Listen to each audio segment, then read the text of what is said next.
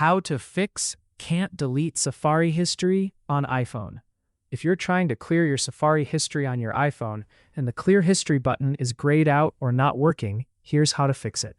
First, open the Settings app and scroll down to Screen Time. Tap on it, then select Content and Privacy Restrictions. Make sure Content and Privacy Restrictions are turned off. If they're enabled, they can prevent you from clearing your Safari history. Next, close the Settings app and open Safari.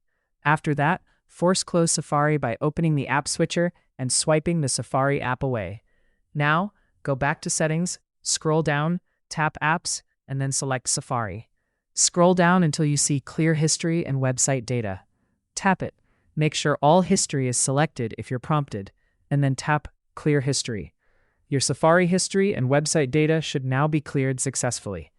If the button is still grayed out after following these steps, restart your iPhone, check for any screen time restrictions that may still be enabled, or make sure your device isn't managed by a work or school profile.